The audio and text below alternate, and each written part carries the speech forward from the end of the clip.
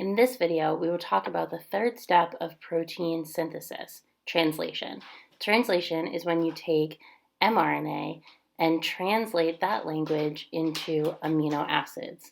This process all takes place within the ribosome, which is the purple enzyme pictured here.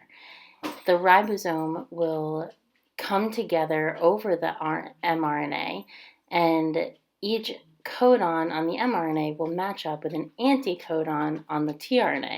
A codon is a sequence of 3 bases on the mRNA strand, and the anticodon is the complementary 3 bases on the tRNA strand. Here we have pictured a tRNA. You can see that there are 3 RNA bases that form the anticodon, and then at the top there is an amino acid attachment site. This is where its specific amino acid will attach. In this case, that amino acid is histidine, pictured above, labeled amino acid.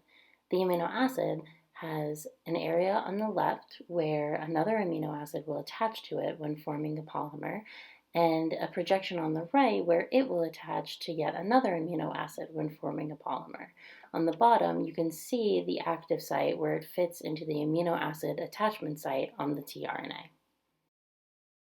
As you can see here, each tRNA has a very specific amino acid that attaches to it. We can decode this and figure out which amino acid it is using the genetic code.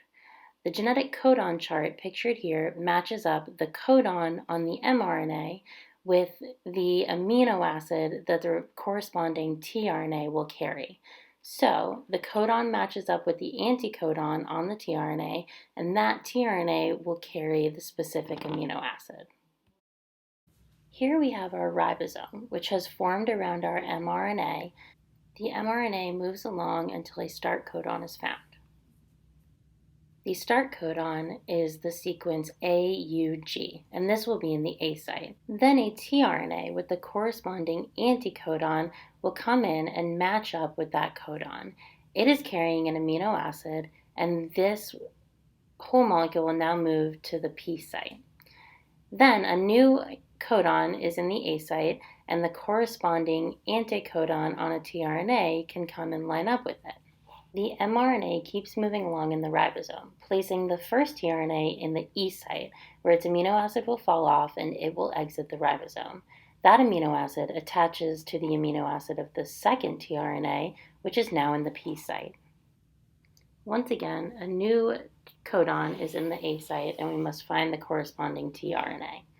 This tRNA will come and match up its anticodon with the codon, and the whole process will happen again, moving the mRNA along, disconnecting the amino acid, and forming a longer chain.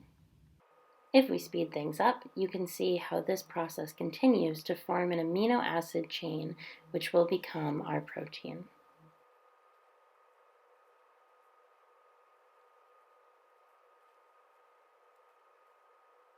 The final codon is a stop codon, where the stop tRNA, which does not have an amino acid associated with it, attaches and the amino acid chain detaches.